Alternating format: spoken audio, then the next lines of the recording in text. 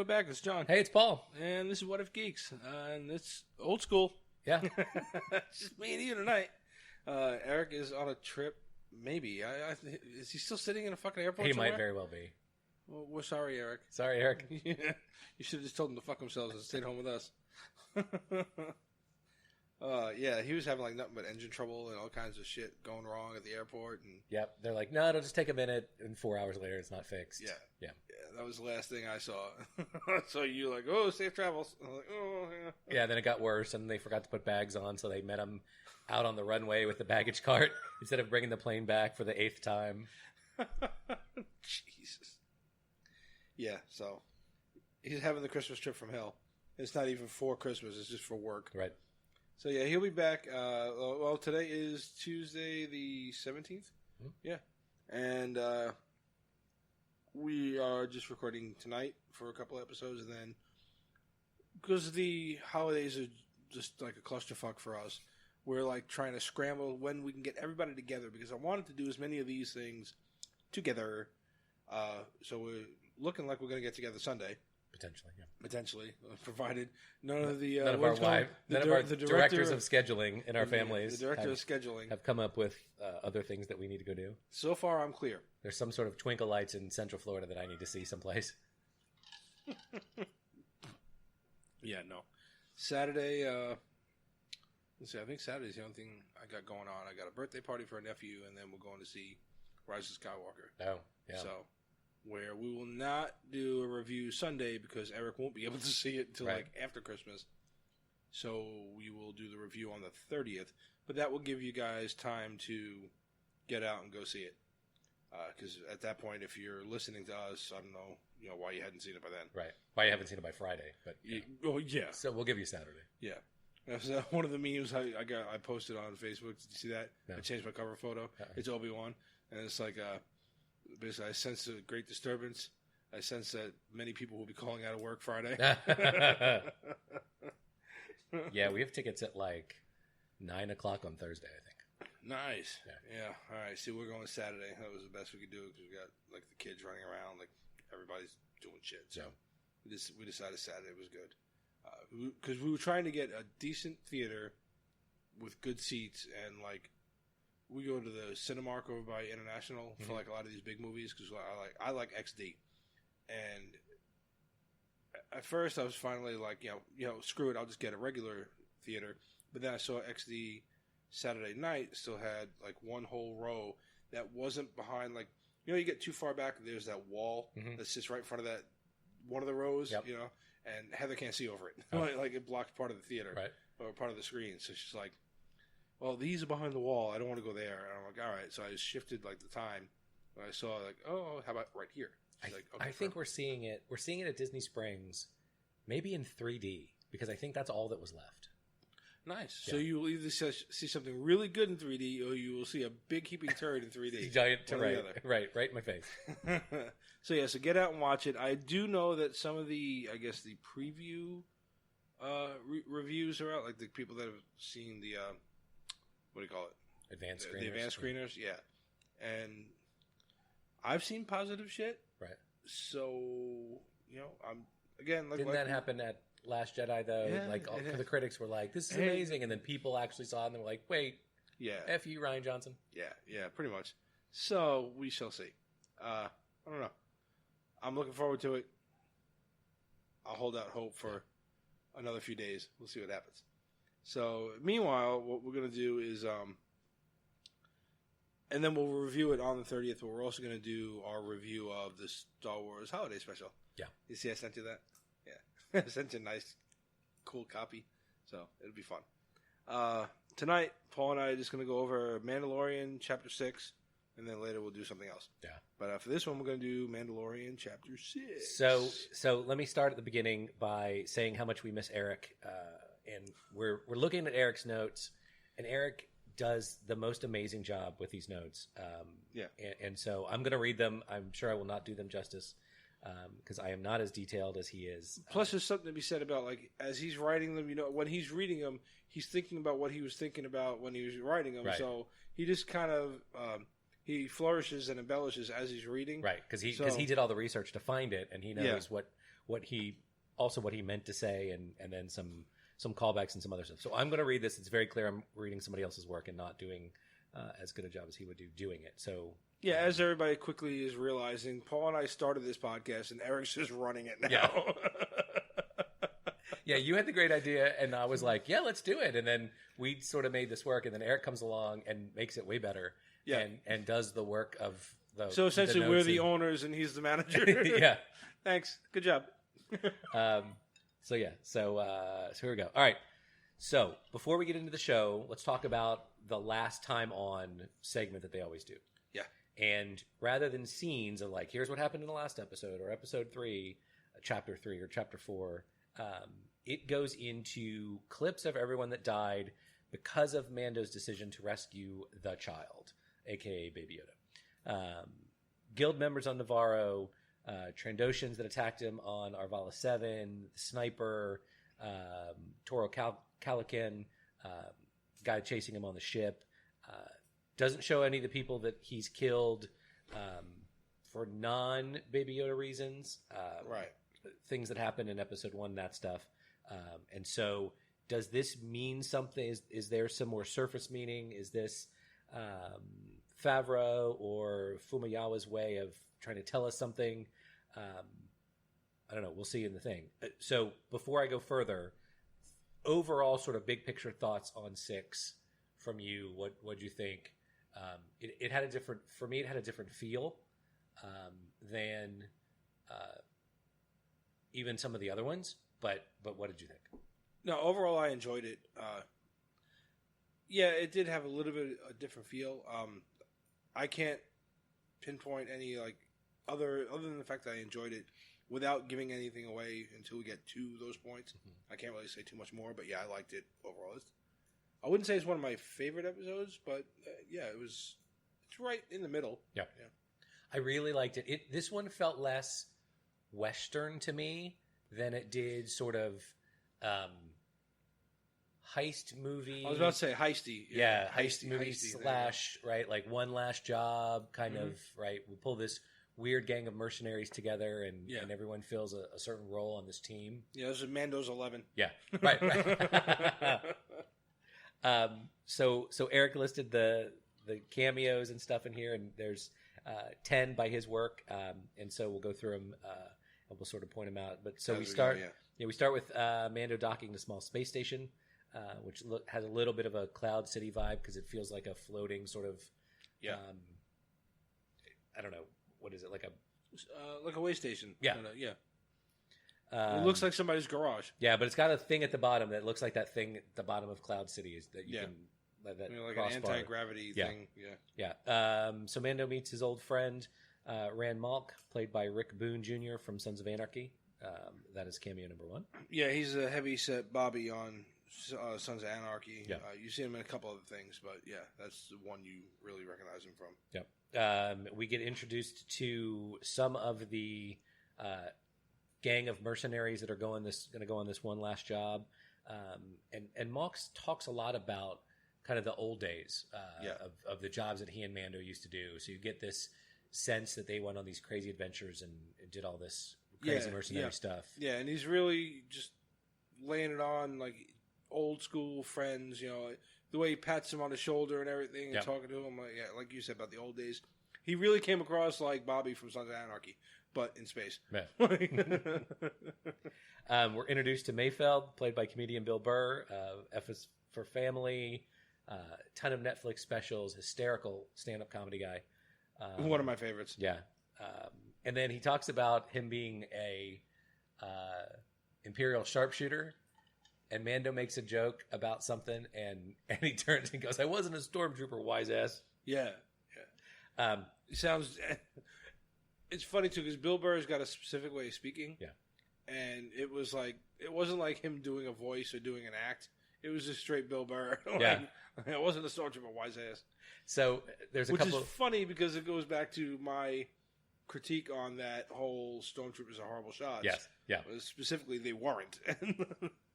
But anyway. Yeah, well, and that's why I think that's why he says it, and it's funny because it's clever and smart about the Star Wars universe, understanding that that meme is out there, that stormtroopers never hit anything. Yeah.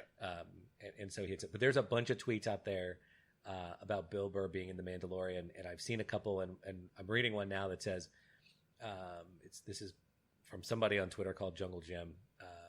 Bill Burr being in Mandalorian and still having his Boston accent implies that a Boston exists a long time ago in a galaxy far, far away, which is so troubling. This is true. So then and you know damn well they were Patriots fans too. Right. And Tom Brady's still playing. Or he was playing. He was, right, because it was a long time ago. We meet a Deveronian named Berg, played by Clancy Brown from Shawshank Redemption. Yep. In kind of the throwback to the New Hope Cantina scene. Yeah. We see Zero, a droid voiced by comedian Richard Ayoade. Yeah, I think that's it. From the It crowd.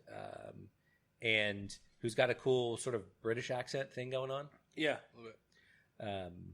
And then we meet Twi'lek Zine, played by Natalia Tena from Harry Potter and Game of Thrones, who seems to be a love interest. Yeah, maybe they had she a thing, acted something. a little bit like a jealous kind of ex-girlfriend. Yeah. But apparently she's never seen him without the helmet, so... Hey, Yeah. People are into freaky shit. Mando's can't really talk too much shit. She's got two tails growing out of her head. Yeah, so, Mando does it with the helmet on. Then she could see both helmets. Yep, they want the sponsors. They want the sponsors. Sorry, Eric. We were trying to make money on this episode. They tell Mando they recruited him mostly for his ship, and so that one coming. Yeah, and I sort of thought that if they just needed him for a ship, he was just going to stay on the ship. Like, I didn't get the sense from them describing it. He was just going to pilot the thing in there.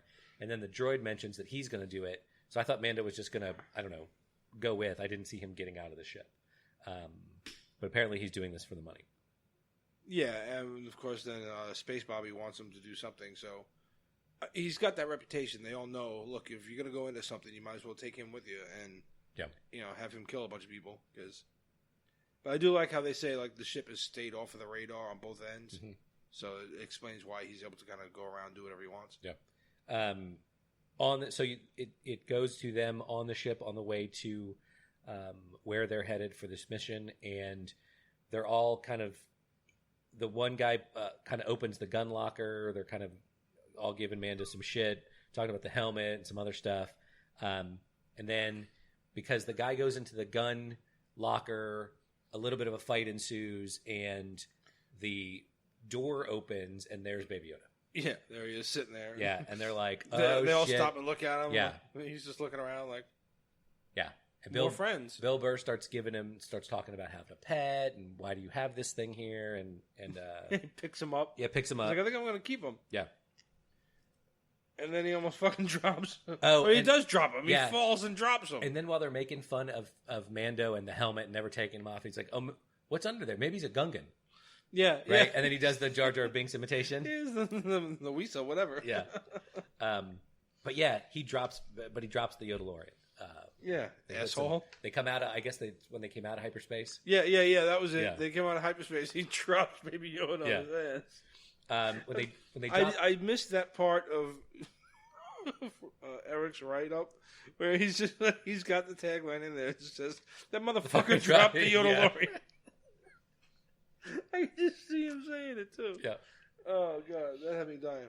Yeah. So they get onto what is the Imperial prison ship, and then they're going sort of cell by cell, and it looks like essentially, but it's a New Republic prison now. Yeah. Because because the Empire's over. Yeah. But it's a prison ship. It's not with Imperials on it. Yeah. Yeah. It's not a sort of easy in, easy out mission as they were sold on the way out. And I assumed and they do this a lot. They did it in an episode in that crossover, that Arrow, Batwoman, Supergirl crossover when they're in Arkham and they're walking through, and there's the cell where the Joker is, there's the cell where the Penguin is, there's the cell where the Riddler is. Yeah. You saw they did it. You heard Harley talking in one of those episodes. Yeah. So you do the prison walk by, and it looks like there's an Imperial officer in there. Mm-hmm. It looks like Sloth from the Goonies is in one of them. And then you come across the mouse droid, and there's a scene where they get spotted by some of the security droids, and they start a firefight, and they turn back, and Mando's gone. Mando's gone. And they're like, I knew that guy would take off, and we couldn't trust him, and blah, blah, blah. And you see him come around the backside of them, and then he just kind of goes off. He wrecks shop, yeah. And I love how he, like, only here in this show, this is because it happened a couple times now, where he's fighting some type of droids, and he fights him in a way where you would expect it to take out a human, like the way, like, takes out a leg or whatever. Mm-hmm. But you accept it because, like, you know what I mean? Like, it's weird, like, not like you would think, oh, well, maybe the droid doesn't feel that. Right. But maybe he's also, like, cutting a hydraulic line or some shit. Right. That, I have no idea. Yeah. But it's done just well enough to where you're like, okay, yeah, it looks good. Yeah. But it's just weird if you stop to think about it for a second, you're like, he's fighting robots? Should they, like, right. Whatever. It's fine. And, I mean, he's with the grappling line and slinging them into each other and shooting them in the head and a bunch of, in a really cool way that shows him to be this giant badass.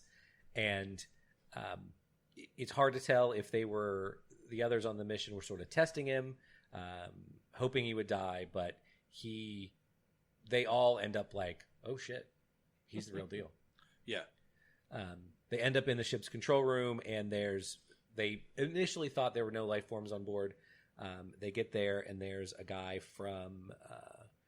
there's a human on board. There seems to be one guard in the control room, and it is a New Republic fleet trooper, and that's cameo number 6.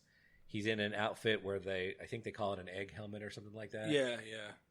Settle down, egghead. Yeah. And he's got in his hand what I first thought was a bomb or something else, but it turns out to be a beacon that if you were to push the button, a bunch of New Republic ships would come and take the whole thing apart. Yeah. And so he's got it, and Mando's going to be the one because Bill Burr and what's her name? Zian, we're going to just take him out. Yeah. All of them, and they ended up in this scene sort of reminiscent of Reservoir Dogs, where everyone's got a gun pointed at everybody else. Yeah, that was kind of cool. Yeah, and Mando's got 2 guns, one pointed at Mayfeld, one pointed at the kind of the big devil guy, Berg. And ultimately you just see the guy drop because Zian hits him with a knife. Yeah. And so he managed to get off the distress beacon, so they've got Zero is still on Mando's ship with comms and everything else, sort of walking them through getting there. Tells them they've got 20 minutes, something like that, to go get everything done and get back so they can get away. Because that's when they saw the beacon was going off, right? Yeah. Yep. So they get into the place. They go to the asset that they're looking for. They manage to get the cell open, and it's Quinn, played by Ismael Cruz Cordova, from Ray Donovan, who apparently is Zian's brother, and who also seems to have a problem with Mando. Well, he says Mando left him there, so I'm wondering what happened there. I'm sure you'll hear more about that later. Maybe. Who knows? And the Mercs at this point turn on Mando and get him thrown into one of the cells, and they lock him up. Yeah, they drop him in there. And at one point, someone fires in there, I think, and the laser bolt sort of bounces around in there the way it does in the trash compactor scene from New Hope. Mm-hmm. Yeah. And so now it looks like, all right, they've done the thing they're gonna do. They've got Quinn, and they've double crossed Mando, and they're gonna leave him there. And so you see this scene where Mando manages to attract a guard, one of the guard droids, grab him with the grappling hook, bring him over. It looks like he's sort of choking him, but he gets his arm in there, rips his arm off. Yeah. Shoots him with it, and then somehow there's a lock. There's a lock on the inside of the cell. that he's able to activate with the droid's connection thing that all the droids seem to have. Yeah, they all have it in their forearm or whatever. Pops out like a spike. There's a name. It was like a data spike or something like that. I forget. There's a name for it, but part of me had a problem with the access point in the cell, but at the same time, I guess if the droids are going in and out of there all the time, maybe they'll shut the door right behind them and then open it up again when they leave. I don't know. Yeah, and the blaster bolt doesn't bounce around the inside this time. Yeah, it's real weird. It was a perfect shot. But I didn't have a problem with the blaster bolt not bouncing on the second time. I had a small problem with that was kind of easy to get out, but you have to get them out, right? Yeah. And so I didn't have a massive problem with it, but it's sort of convenient that a lock exists right there. And why wouldn't every prisoner have the opportunity to hack their way out of the jail cell? Right. Not a huge deal. Mando manages to get back to the control panel, to the control room, and starts to close off different doors and manages to separate the mercenaries from each other. Yeah. And it ends up being... It's funny, too, because you see them as they're walking. You see it from their point of view, like all these doors shutting around them. Yep. And there's still there's a sort of a red light going on because they know they've been detected and they'd set off an alarm. So it's cool. I thought he was going to open and close a series of doors that would all lead them back to him. Right. That's where I thought that was going. Yeah. And he manages to, at this point, he separates them into Mayfeld and Quinn as one group and Burr and Zian as the second group. Second group, yep. Berg, excuse me. Yeah, sure. And that dude. And so takes them all one at a time, starts getting his ass whipped by Berg until he's getting thrown around. Well, that was the other thing, too. They decided to split up into singles to go after him. Well, there was a couple of them. It felt like he got them. He separated them. Once, yeah, and then they split up to go after him. Yeah, which is like that's a bad idea. Yeah, good idea. Yeah. And so he takes on Berg first. first. Take out 5 droids, and you guys are going to separate, try to take them out. Right. Stupid. He takes on Berg first and starts getting his ass handed to him for a little bit, until he I mean he is getting like thrown around. Yeah. Once again, proves the inefficiency of his blowtorch. Oh, right. The flamethrower does not work. Now, I mean, maybe it's just being from Earth, but the last thing I would try to do is set the devil on fire. Right. I'm throwing that out there, right. Mando. I don't know what you guys see on your end, but you know. Yep. Yeah. He. I forgot to mention he severs the comms to his ship, so Zero can't see anything. Yeah. He also severs their visibility, so he can't see them either. Takes them on one at a time, and manages to get Berg sort of trapped in one of the doors. He drops one of the doors on him, and you see a scene where you think he's gone down, and he kind of gets up, and he's got the weight of the door on his shoulders, and he's kind of laughing. Yeah, he's laughing at him. And you're just like, oh, shit. And then he hits him with the sliding door that comes... Yeah, the doors come horizontally at him. Across and crush him. Right. But, then it goes to Zian, whatever. Yeah. And she tries to go after him, but they fight it out for a little bit, and then the scene abruptly ends where he's standing there with a knife to her throat. Yep. And then it cuts. Right. So the scene, not the knife. Yeah. So you don't see anything. Yeah, they have a bit of a knife fight, and she's throwing him at him, and she's pinging him pretty hard, but they're all bouncing off the best. She does get one into the into the shoulder. Yep. Which is a typical, you get hit there and you're fine in 2 scenes. Yep. And then it cuts back to Mando's ship, and since Zero doesn't have the eyes or ears anymore, he's sort of looking around and he's like, well, what's on this thing? And he decides to check out the ship. Yeah, and so he goes down and he finds the Madalorian. Yeah, well, at first he sees it. Yeah. Wait, no, he sees it walking around, doesn't he? Because that's the part that comes at the very end. No, well, he sees it.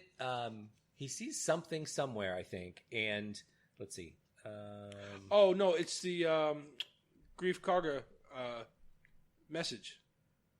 Right. And he's like, curious. Yeah, he sees Carl Weathers about the thing. target. Yeah. So he's like, oh, curious. So he decides to start What is this? investigating. So he's looking and he around catches the a ship. glimpse, and so then now he's sort of trying to chase him down. Yeah, across the ship. Yeah, he's looking around the ship. Yeah. So then you get to Mayfield. Yep. Bill Burr's character. Yeah, and I like what Eric wrote here because this is exactly what I thought of. This is shot straight out of a damn horror movie. Yes. Like this is shot from like an extreme close up on Bill Burr's face, and you see some of the hallway behind him, and the lights are flashing in a slow strobe effect. Yes. A decent strobe effect. You see a quick white flash, white flash, white flash. Yep. And in each flash, first you see just Bill Burr and nothing else, or Mayfield and nothing else behind him. Then you see a flash, and about like 15 feet back, you see the Mandalorian facing him. Yep. And then you see, and he's moving. You can see he's moving.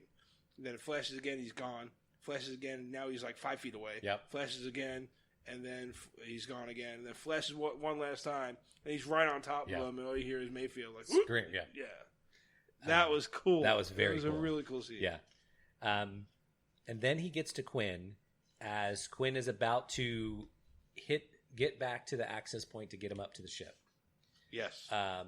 And they, Mando's got his blaster pointed at him, and they have an interaction. There's a back and forth where you're not sure what's going to happen. You're not sure if he's going to Quinn's going to make a sudden movement and make Mando shoot him. Yeah, but then Quinn offers him more money too. Yeah, he's like, I'll pay you. Yeah, pay you triple or whatever. Yeah. There's an interesting thing that I think we forgot to mention at one point is that before they go on the mission, Zian says apparently she had been on a mission with Mando, and she mentions the place. I can't remember it off the top of my head, but she's like, remember at thus and such where you killed everybody? And he's like, well, they got what they deserved. Yeah. And she's like, no, you liked it. You liked it. Yeah, right. And he doesn't really say anything. And so you get the sense that he's done a lot of killing in his day. Sure. Obviously, he's a bounty hunter. You get that he's done a lot of stuff, but she alludes to the fact that he's done a lot of killing back in the day and that he enjoys it more than most do. Right. So fast forward now gets to Quinn, and is Mando going to take the bribe, right, and take 3 times the payment, or is he going to do the job because his oath demands that he finish the mission? Right. So he gets back on. It shoots back to Mando's ship, and Zero's still looking for the Madalorian, and he ends up opening the door his little bedroom. Bed hatch, yeah. Yeah, and there he is. Sitting there in all his cuteness, just looking at Zero. Yep. And so Zero raises his gun. Raises his blaster at him. And Yodalorian's raising his hand, right? And he's got his eyes closed like he's going to do something. Yeah. And a shot goes off. Yeah, you hear the shot. Yeah. And now, first of all, let's talk about this. Somebody at some point needs to teach this kid how to just move efficiently. Right. He is the slowest. Yeah. I'm pretty sure they're part sloth. Because these things. So yeah, he takes a sweet ass time getting his hand up there, and he's got his eyes shut like he's getting ready, like you said. Yeah. And then you hear a shot, and then you realize there's a giant hole in Zero's chest. Yeah. And he slumps over. And the best part of this fucking my show. My favorite scene in this whole thing. Yodalorian, Yodalehihu, whatever the fuck his name is, turns his hand and looks at it like... Wow, did I do that? He urkled. Like, yeah, did right. I do that? Yeah. And he looks, and then he looks up, and there's Mando standing there behind the slumped over Zero. I wasn't sure how they were going to do this part. I sort of thought that when the gunshot fired, I thought that you'd see the bolt stop in mid-air. Like I thought Yoda was going to stop. Yeah, I thought he was going to stop the bolt. I did too. I really thought he was going to Kylo Ren that shit. And because it's such a cool effect from Force Awakens, and they've never done it again. Yeah. And so, you turn, and Mando gets back to the ship in time to save him, and puts a hole in Zero. He gets back to Rand's ship, and Quinn's in cuffs. Gets him off the ship, gets his money. Says he asks where everybody else is. He says they got what they deserve. Does he say they got what they deserved? No, Mando said No questions. Yeah, no questions. And That's Rand the code. just smirks and goes, "Yep, that's the code." And so pays him. Mando gets on his ship, and just as he's closing the door, he's like, "Just like old time's sake," and Mando says, "Yep." And he gets back on the ship, and as he's starting to go away, Rand gives the signal for this other gunship to go get him. Yeah, and in the hangar they're sitting at. Yeah, and so that other ship starts to rise up, and Mando's ship is sort of barely cleared the docking bay, and this thing's going to go after him. And just as that's about to happen, I guess he takes the cuffs off, or something happens, but the beacon, signal beacon, talking to him, falls to the ground, and they're like, "What is this?" And he picks it up and he looks, and it's the distress beacon that causes the fighters to come and sort of take everything out. Yeah. And so immediately, you see there's out 3 of X-Wing hyperspace. fighters. Yep. Yeah, out of hyperspace, X-Wing fighters come flying in. They go right by Mando, which is really weird. You would think, but I guess, hey, they're after the beacon, so that's cool. But you would have thought, like, because that's been done before, where like someone will come in and they totally ignore like the hero that's already leaving. Yeah. Like you would have thought one of them would have been like, "Who the fuck was that guy?" By the way, I need you to stop. Yeah, you stop too. Yeah, that's what the cops do. Right, I was going to say, you're in the area. The police show up and they're going to the scene of something, and there's one guy walking away, "Yo, I'm going to need you. You stop." Mm-hmm. But yeah, you look especially guilty. Right. He goes on with past, you walking away and shit. And so then the 3 X-Wing fighters are Trapper Wolf, played by Dave Filoni. Jim Dodger, played by Rick Fumiyawa, and Sash Ketter, played by Deborah Chow. And Filoni and Fumiyawa are the director. Have directed a couple episodes. Filoni's one of the masters behind The Mandalorian. Yeah, and so they go let Mando pass right by, and so they just start opening fire and take out the gunship as it's still in the dock process. Yeah. And then the rest of the thing, the whole thing starts to blow up. Yep. And then you are made to assume that Mando killed Mayfield. Yeah, the way they showed it. Yeah, it was like he was taking them out one by one. Yeah. But the shot goes back to the prison ship. Yep.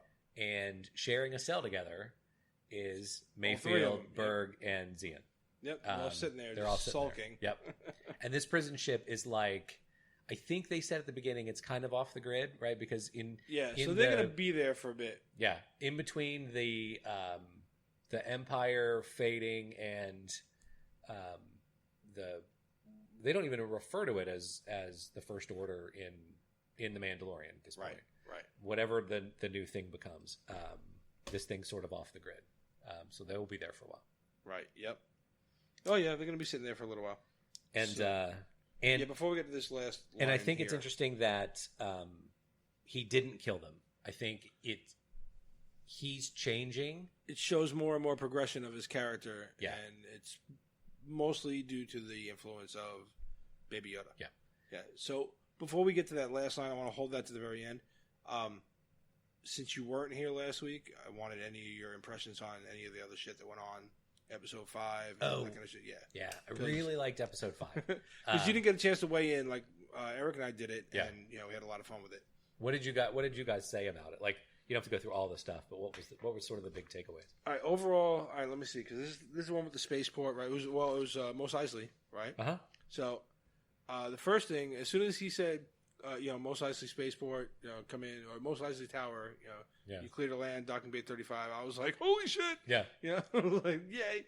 So and it's funny too because I'm like, they don't go back to Tatooine ever. And Eric laughed and he was like, well, I mean, technically they've been to Tatooine in almost every fucking movie too. I'm like, true, okay, right. Point made. Sorry, thanks. My fountain of misinformation. So when they show up there. Initially, we both agreed that the actress, and he named her, another comedian. There is what the fuck is the word I'm looking for? They've got a thing where they keep using comedians. And I think it's got to be like just Jon Favreau, right? Because of his background or whatever. but there's a lot of comedians that show up in this fucking show, right? Which is cool because a lot of them like they do like if you see most comedians can act pretty well, they have a good dark side to them that they can kind of play around with or whatever. But the female that's the mechanic, when she first starts talking to him, I love the episode overall. I told Eric, and I think if I remember correctly, he agreed. I was like, her acting struck me like a sci-fi TV show, right? Like a SYFI sci-fi, yeah. Right? Like Farscape or some shit. Right. I was like, not quite on par with what's been going on, But the overall episode was really good, and like her character and the development of her character was good. It was just the delivery on some of them had me like, it's a little cheesy, Yeah. But outside of that, it was really good. Yeah, and it's interesting that he, for the first time, takes on what looks like a partner, right? He's going to be because that one felt very Western, right? Because I think it's even called the Gunslinger, right? It is, and there's a reason for that, I think there's a reason for that. We'll get to it.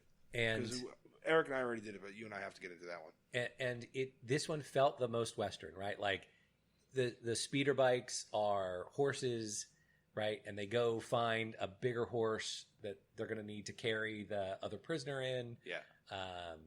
He leaves the child with a little lady. Here, little lady, watch my kid. And, right. Right, that whole thing. And then he's gonna help this young guy make his make his bones to get into the guild. And he's going to be the veteran that helps him out. And they go on the thing, and they're out in the desert. I mean, that one's super Western. Yeah. So of course, he betrays both of them. Really well, the kid kills the Mark, and then betrays Mando because she got in his head. And like, you'll be a hero. Definitely, you'll be a hero to them. Yeah. So that doesn't pan out for him. But like I said, we already went over that episode. The part that I really want to talk about is the very end of the episode.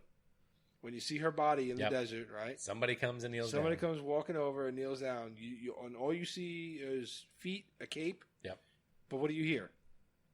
I don't know that I heard anything. Really? Yeah. You hear spurs. Do you? Yep. There is only one character in the history of Star Wars who has ever had a spurs sound effect. Who? In Empire Strikes Back, on Cloud City, as Boba Fett is walking. And it was that specific soundbite that Favreau used. Yeah. Really? I'm telling you. Eric's like, so you think it's Boba Fett? I'm telling you it's Boba Fett. And they're setting up season 2. I will go back and rewatch it because I don't know that I don't know that I heard it specifically, but I will go back and watch it and listen for it again. And the initial, which we'll get more into this and Sunday when we talk about I'll find that scene in Empire. In Empire, yeah. But we'll talk about it more when we get into the holiday special on Sunday, where Boba Fett's original appearance was.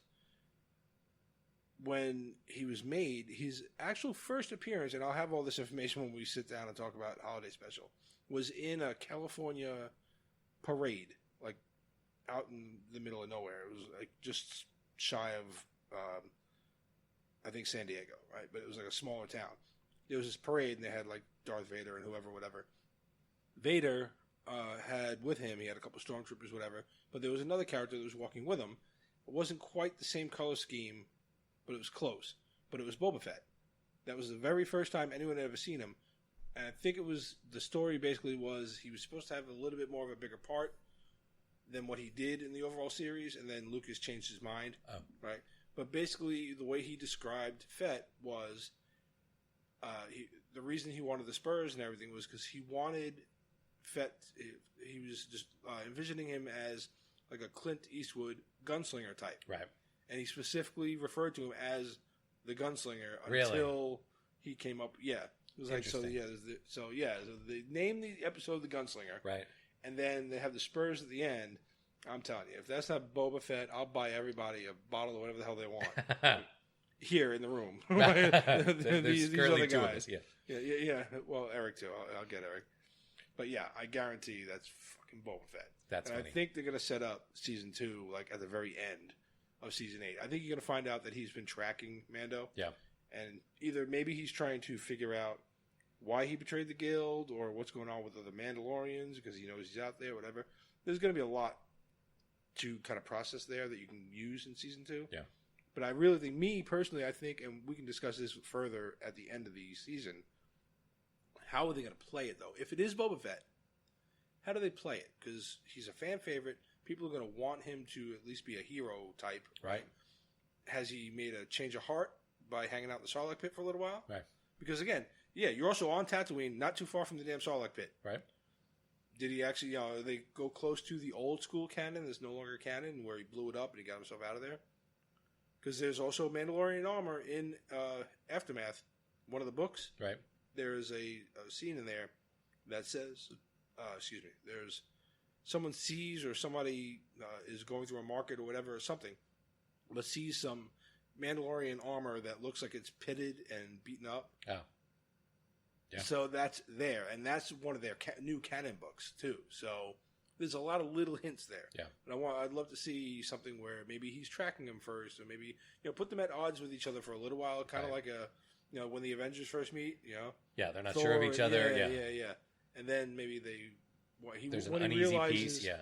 When he realizes what Mando's whole deal is, maybe they work together on something. Yeah. But I would, because you can't have either one of them kill the other one because fans will lose their shit. Right. So I don't know. We'll see. That would be cool. But yes, but I think it's Boba Fett. Yeah, I liked. I really liked episode 5. They got to stop dropping the Yodalorian, right? Because the kid when Mando shoots him, like he falls and he drops him too. There, right? Doesn't he fall to the ground? When he shoots the young guy. Yeah, the guy, he falls off the ship with the Yodalorian in his arms. Yeah. And then he's gone. That was the other thing Eric and I were talking about. Eric's like, does this kid have some kind of like force teleportation power that nobody knows about? Maybe. No one's ever seen. And I said, well, in episode 1, Obi-Wan and Qui-Gon move really fast. So he could be doing that, moving really fast, whatever. But yeah, he seems to be like, there's numerous times within this series that you think he's there. Right. And he's way the fuck over there. And you're like, how the hell did he do that? Yeah. So, I don't know. We shall see. Yeah, and I watched, just because of the timing of stuff that happened last week into this week, I ended up watching 5 and 6 back to back. Nice. A couple nights ago. So, nice. Yeah. I know Eric typed up a whole prediction type of thing that he had going on. I haven't read all the way through it yet, right. So I'm going to have to read through it and maybe like add my own on there to try to either support his theories or counteract them or whatever. I don't know. I haven't read them all. But, you guys should... There's 8 episodes in this... 8 chapters in this season, 8, right? Yeah, and that's what we got going on now. Episode 7 actually airs this Wednesday. Tomorrow. Yeah, the 18th, tomorrow. So don't forget, because we're going to review that on Sunday, potentially, if we don't get told otherwise. That's right. And then we'll do our breakdown of the holiday special on Sunday. But yeah, check out episode 7 tomorrow, and they're doing that because they're going to do another preview thing for Rise of Skywalker, which drops Thursday. During the episode? Maybe during or after or whatever. But there's something that they're doing there, because they also did a couple days back, they did something on Fortnite. Did you read about that? No. Yeah, Fortnite. They were I saw Saturday. Eric's description of it. Saturday, they were having a special event. And I actually managed to get on YouTube and find somebody that recorded it and played it. It wasn't me. Don't sue me. But it was cool. It was exactly how he described it to us, where like they're in Fortnite and they're in a central area where they were told to meet, and there was these platforms there, and then all of a sudden, like you hear the Star Wars theme, and you see the Millennium Falcon fly into view, and then there's a bunch of TIE fighters chasing it, and they're flying all around, and then like Star Destroyers start warping in out of hyperspace, and there's a whole bunch of shit there, and they blow up all the little TIE fighters, and then the Falcon lands, and the Stormtrooper walks out, and it's voiced, like, Eric knew it all, it was voiced by somebody, whatever, dude's talking, basically introducing shit, and he introduces one person who's but he's a hologram on Fortnite. And then they said, no, you guys want to meet J.J. Abrams? And there's literally like they made a J.J. Abrams Fortnite character. Wow. And he walks out and he's talking. So they were doing a live thing with the game controllers and shit and talking to kids or whatever. And then they did like a scene out of the movie. Yeah. They had screen just popped up above the Millennium Falcon, and everybody just like turned their heads up. Was it on Twitch? Was it like live? It was on Fortnite, the game itself. Right, but Fortnite, only 100 people play at a time. So like everybody playing Fortnite at that minute saw this. Everybody in every group. Oh, got it. Like at that time, you would log in, and then you would go on that island. You would go. They said it was like, say it was 2:00. They said get there at like 1:30, so they had time to process everybody getting in there. Yeah. Because it's a group of 100, but it's a group of 100 here, a group of 100 here, in all these little rooms, virtual rooms, right? And those virtual rooms are the island that they're battling on. Whatever. Yeah. So literally everybody playing Fortnite got to see it.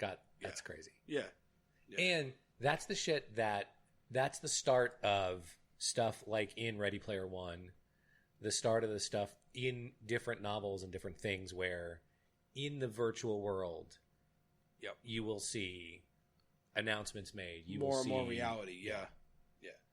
Yeah, because they're slowly getting into that kind of shit, and they're just breaking ground on a lot of that shit. Mm-hmm. Like they started with Netflix last Super Bowl or the one before that with the Cloverfield movie. Oh, right. Remember that? It was 2 Super Bowls ago, right? Yep. When you're watching the Super Bowl and they show you a trailer and you're like, "Holy shit, this is Cloverfield!" And they're like, "Yeah, watch it now or watch it in about 15 minutes on Netflix. Yeah, it's available. We're dropping it right now." Yeah. Everybody's like, "What the fuck?" Yeah, yeah. And I went home that night and watched it. It was great.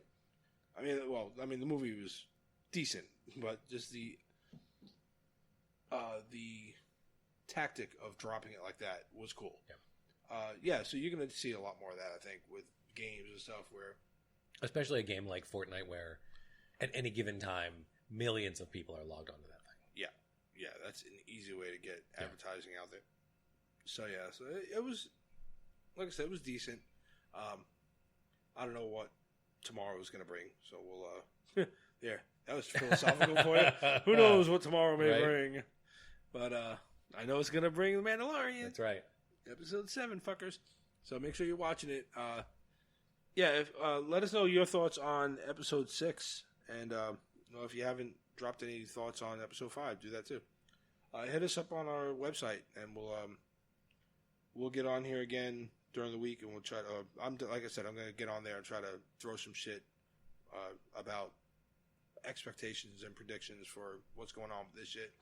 And Rise of Skywalker, since we're going to go see that here in a few days. No spoilers, you rat bastards. Anyone going to see it, I will kill all spoilers. Give it. What do we say? What's the?